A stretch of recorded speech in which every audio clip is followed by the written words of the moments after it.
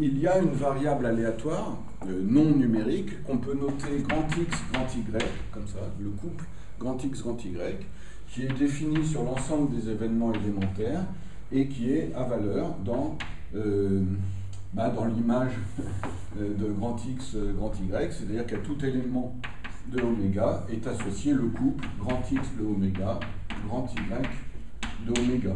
Donc, je pourrais... ça appartient à l'image de l'application qui est définie de cette façon dans le produit cartésien. Mais je n'écris pas le produit cartésien ici vraiment parce que d'une façon générale, je vais considérer que l'ensemble d'arrivées, c'est l'ensemble des images, de façon à ce que toutes mes variables soient surjectives. Donc, en fait, on pourrait dire que c'est dans x oméga, le couple x oméga, pardon, xy, excusez-moi, de oméga, en tant que partie de x de oméga, 3y de oméga. Voilà, donc c'est à valeur dans son image, oui, évidemment. Et donc, ça, c'est d'ailleurs tout à fait remarquable parce que lorsque... Bon, il y a beaucoup de gens pour qui l'expression variable aléatoire est synonyme de variable aléatoire numérique, disons en particulier variable aléatoire réelle. Hein. Mais avec des variables aléatoires réelles, ça ne marche pas, ça, parce que ça n'est plus une variable aléatoire réelle si grand X et grand Y le sont. Par contre, au sens non nécessairement numérique du terme variable aléatoire, pour tout couple grand X, grand Y, de telle variable aléatoire, il y a une variable aléatoire qui s'appelle grand X, grand Y.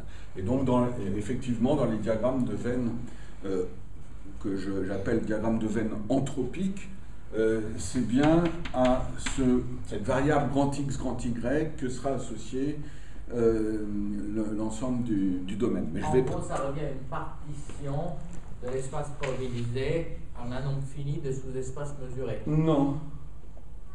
Non, parce que cette partition, elle dépend de chaque variable aléatoire. Oui, elle dépend de x, elle dépend de y, etc. Mais on va considérer beaucoup de variables aléatoires. Donc n'allons pas trop vite. Et je voudrais d'abord...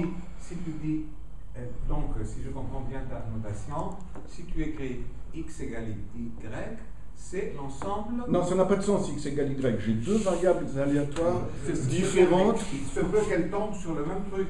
Seulement oui, si ça va sur le non, mais ensemble, oui. Si ça va sur des ensembles totalement différents et disjoints, non. Bon, écoutez... Et on peut s'arranger à rendre disjoints en indexant. Non, je veux dire, comme tu dis, grand X égale à